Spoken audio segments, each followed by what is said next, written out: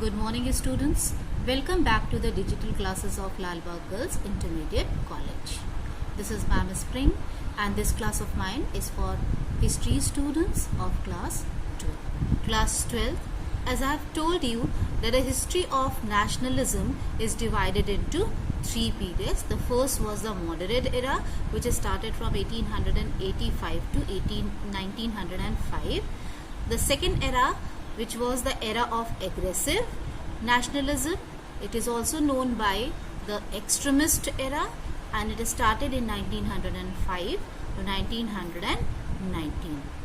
The third era was the Gandhian era, which is started in 1919 and led till 1947. It has two phases in it. First was the 1919 to 1935, and the second era was from 1935 to 1947, which led us towards the independence. As we all know, there has been a tendency of generally identifying a single individual with the making of a nation, as Garibaldi is associated with the making of Italy, then George Washington with the American War of Independence, and Ho Chi Minh with the freedom struggle of Vietnam against the colonial rule. So, Mahatma Gandhi is considered as the father of Indian nationalism, as Mahatma Gandhi was the most influential and revered of all the leaders contributing to the freedom struggle of India. So let's start with the Gandhian era, and in the beginning I'll be telling you in short that who Mahatma Gandhi was. Everyone knows Mahatma Gandhi, but still there is a need to introduce Mahatma Gandhi, so I'm doing that. Emergence of Mahatma Gandhi. Mahatma Gandhi, whose full name was Mohandas Karamchand Gandhi, was born on October 2nd, 1869 at Porbandar in Kathiawar, which is in Gujarat, in a traditional Hindu family. His father, Karamchand Gandhi, was the Diwan of Rajkot state, and his mother, Putli Bai, was a religious woman. He was married to Kasturba Bai at the age of 12, and he passed his matriculation examination in 1888 and sailed to England to obtain the degree of law. After becoming a barrister, he returned to India in June.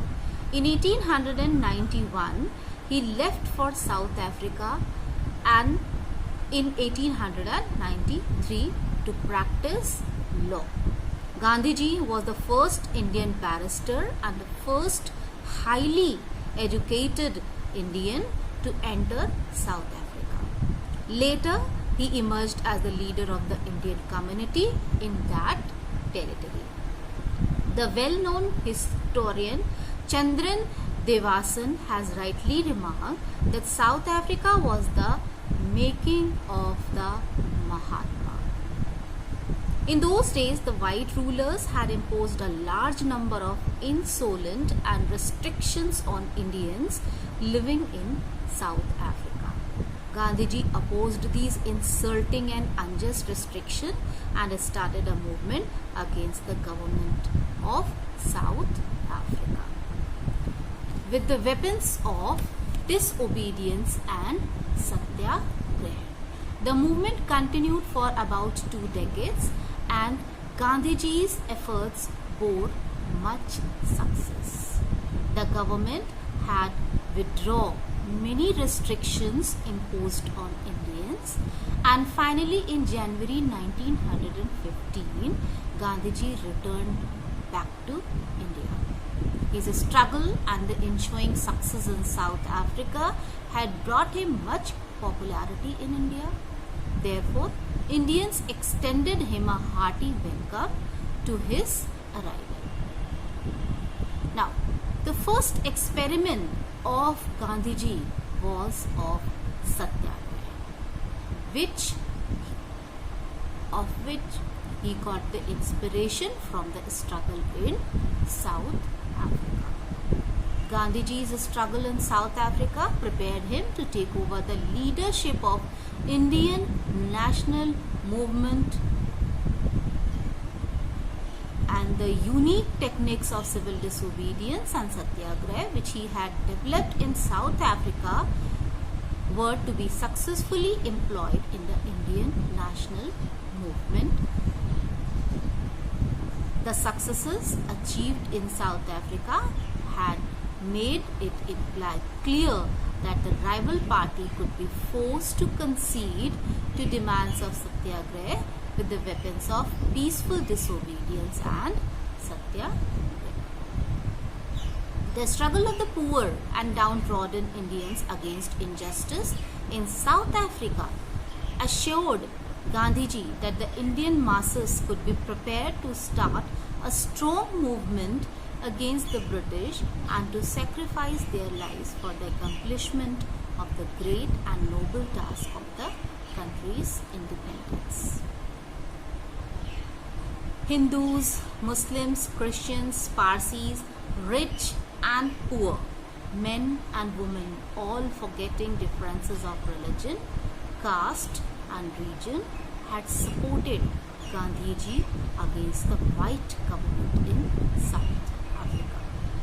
Thus, it made it quite clear that the people belonging to different religions and sections of society could get together for the achievement of a common cause.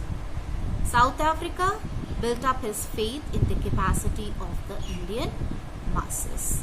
Thus, Gandhiji, on his arrival in India, drew the attention of the peasants and laborers, forming the majority of Indian population, towards Indian national movement and brought them into mainstream of it.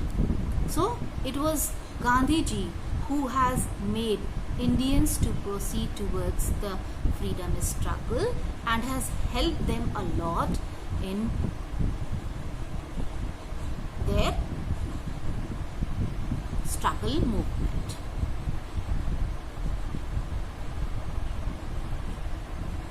As we know that there were three ideologies of Gandhiji. They were emphasis on truth, emphasis on non-violence, and the purity of means and ends.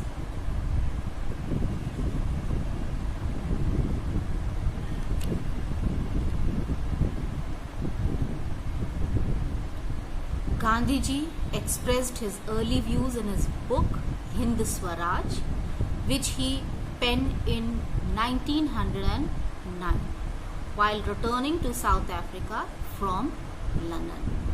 These views were impressed in an imaginary dialogue form. The study of this book reveals that Gandhiji laid much emphasis on truth, non-violence, and the purity of means and ends. So, what do we mean by emphasis on truth? Gandhiji's success in South Africa paved the way for his future life, and it was during this struggle that he evolved a new technique of his struggle known as Satyagraha. Satyagraha is divided into two parts, that is Satyagraha. So it is based on the principles of truth and non-violence. The literal meaning of Satyagraha is to remain determinedly stuck up to the path of truth. His weapons of Satyagraha was also based on the principles of truth and non-violence. In his opinion, Satyagraha is a principle of spiritualism based on love of mankind. He does not possess any kind of hatred for the rivals. Gandhiji considered truth as supreme in life. He believed that an ideal Satyagrahi is truth-loving and truthful. He is perfectly peaceful. He hates the evil and not the evil doer. There is no room for hatred in his heart, and the true Satyagrahi is fearless and courageous and always follows his chosen path fearlessly.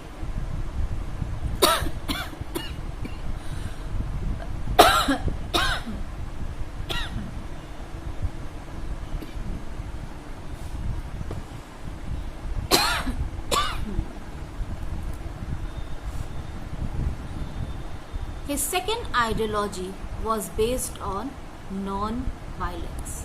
Gandhiji laid equal emphasis on non-violence, on truth. He believed that non-violence had a wonderful power of sorting out all the problems. In Gandhiji's opinion, non-violence is not a symbol of cowardice and weakness, but that of bravery, strength, and fearlessness. In 1920, he wrote in Young India, "I would rather have India resort to arms in order to defend her honor, than that she would in a cowardly manner become or remain a helpless witness to her own dishonor."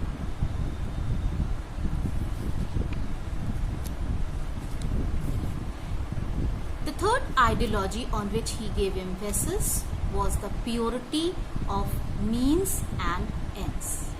It means that Gandhiji believed in the purity and superiority of the means.